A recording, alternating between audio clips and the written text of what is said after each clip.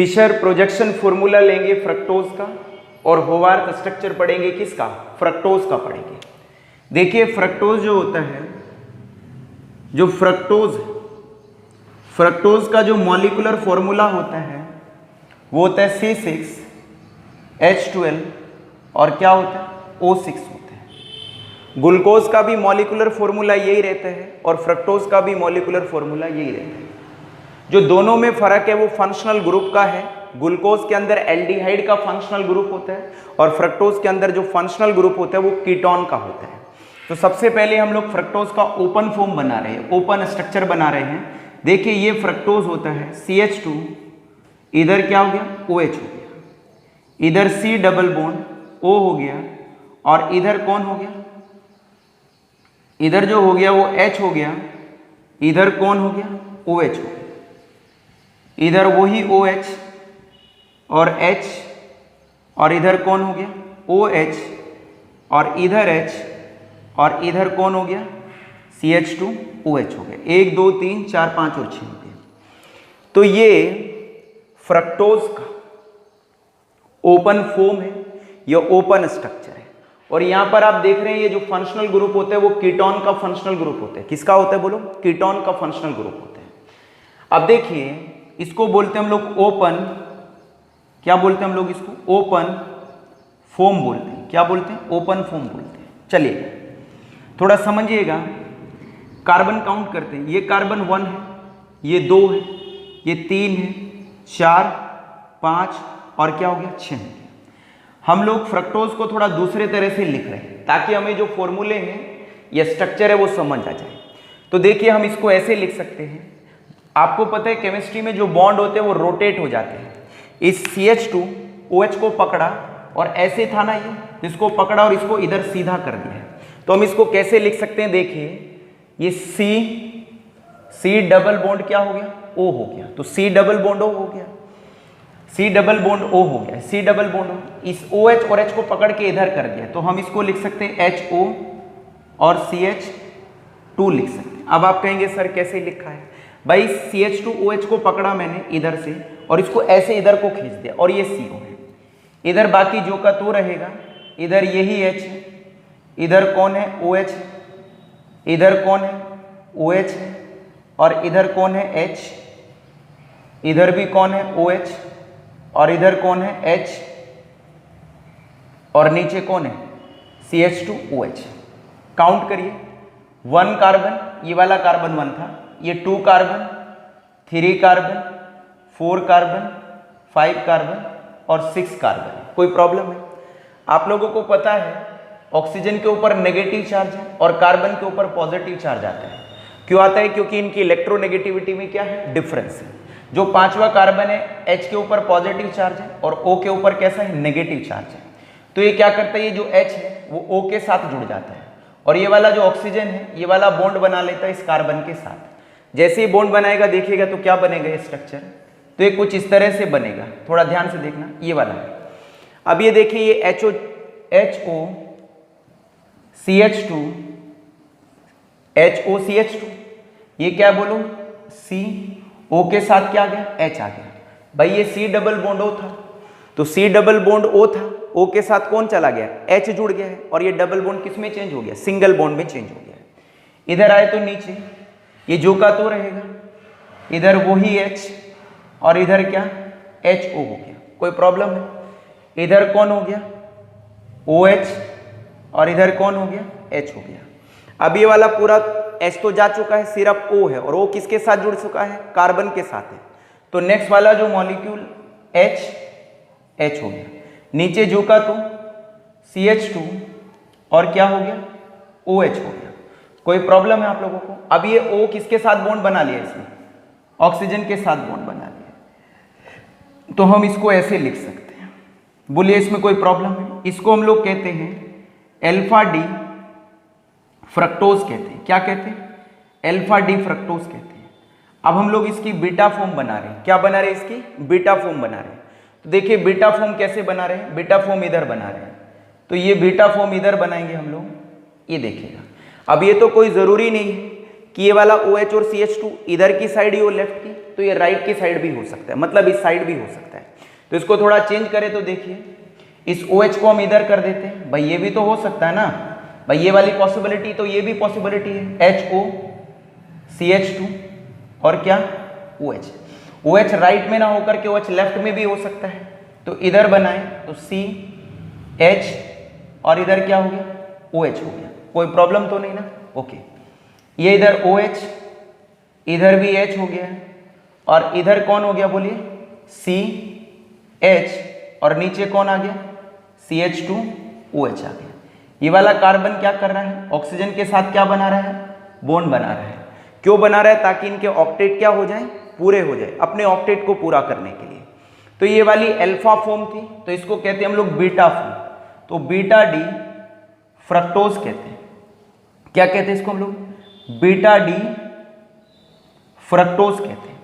यदि OH group right में हो तो अल्फा डी फ्रक्टोज, और यदि लेफ्ट में हो OH ग्रुप तो इसको कहते हैं हम लोग बीटा डी फ्रक्टोज कहते हैं। क्या कहते हैं, बीटा डी फ्रक्टोज। तो ये वाला ओपन था, ओपन फॉर्म थी या ओपन स्ट्रक्चर था, तो इसकी मदद से हम लोगों ने एक ये वाला और एक ये वाला स्ट्रक्चर बनाया। तो इसको हम लोग फर्स्ट कंसिडर कर सकते हैं और इसको हम लोग सेकंड कंसिडर कर सकते हैं। तो ये जो फर्स्ट और सेकंड स्ट्रक्चर है, इन्हीं को हम लोग कहते हैं, क्या कहते हैं इनको हम लोग, फिशर फॉर्मूलाज ऑफ फ्रक्टोज या फिशर प्रोजेक्शन ऑफ क्या, फ्रक्टोज कहते हैं। तो इन्हीं को हम लोग कहते हैं फिशर प्रोजेक्शन ऑफ फ्रक्टोज कहते हैं, या फिर हम लोग इनको सिंपल कह सकते हैं फिशर फॉर्मूलाज ऑफ क्या, फ्रक्टोज होते हैं। तो फिशर फॉर्मूलाज ऑफ फ्रक्टोज होते हैं। और ये जो दोनों है ना, ये दोनों स्ट्रक्चर है, ये दोनों ये एक दूसरे के क्या है, एनोमर्स। क्या है, एनोमर्स है, क्योंकि यहाँ पर जो OH की पोजीशन है वो क्या है, डिफर है।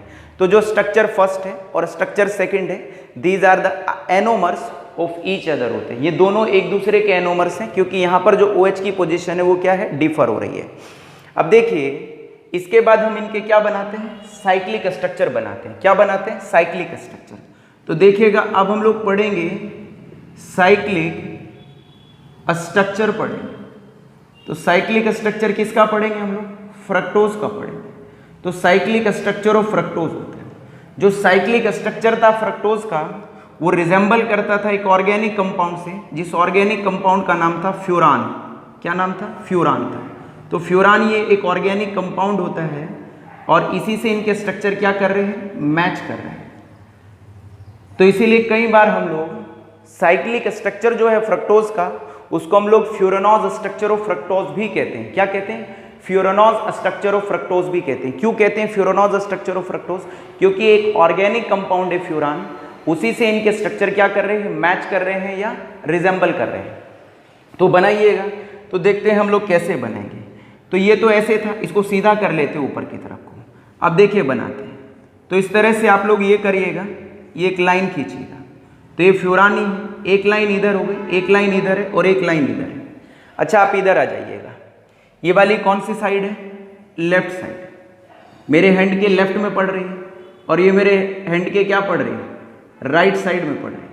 जैसे आप लोगों ने ग्लूकोज में पढ़ा था, वैसे ही फ्रक्टोज में जो लेफ्ट साइड वाली चीजें हैं, जो लेफ्ट वाली है, इनको ऊपर लिखना है, और जो राइट वाली है उनको क्या लिखना है, नीचे लिखना है। तो हम यहाँ पर लिख सकते हैं कि जो लेफ्ट में लिखा है, उनको क्या लिखना है, अपर लिखना है, ऊपर लिखना है। और जो राइट में लिखा है उनको क्या लिखना है, नीचे लिखना है, मतलब डाउनवर्ड लिखना है। क्या लिखना है, डाउनवर्ड लिखना है। तो कैसे लिखेंगे डाउनवर्ड, देखिए थोड़ा पहले हम लोग इसको लिख लेते हैं, जो राइट वाली, लेफ्ट वाली को कहाँ लिखना है, ऊपर लिखना है। तो लेफ्ट वाली को ऊपर लिखना है,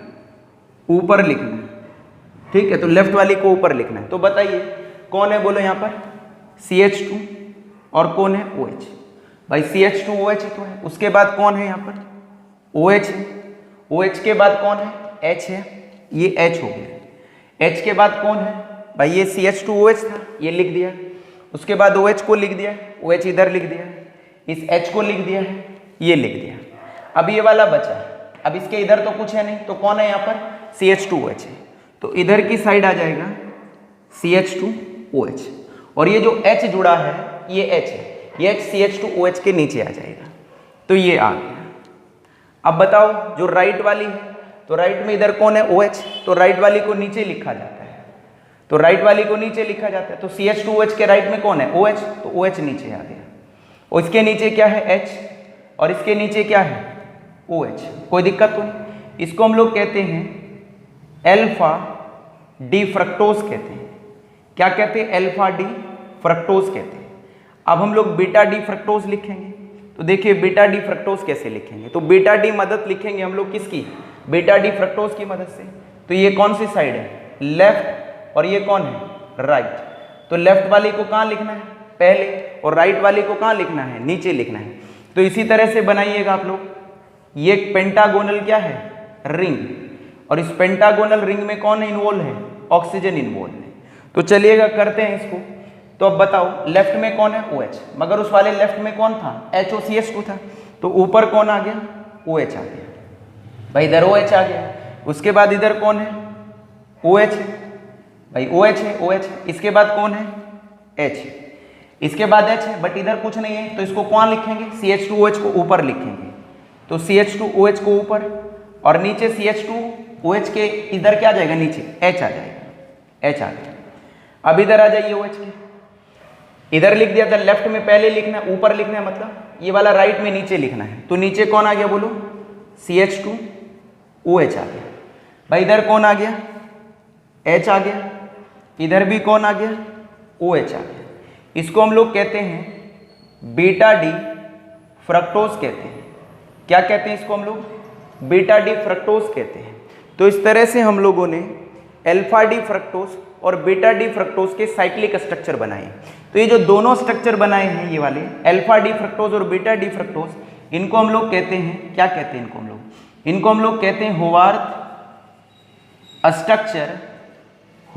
स्ट्रक्चर ऑफ फ्रक्टोज कहते हैं। क्या कहते हैं, होवार्थ स्ट्रक्चर ऑफ फ्रक्टोज कहते हैं। तो होवार्थ स्ट्रक्चर ऑफ फ्रक्टोज भी कह सकते हैं, या इनको हम लोग और दूसरा क्या कह सकते हैं, साइक्लिक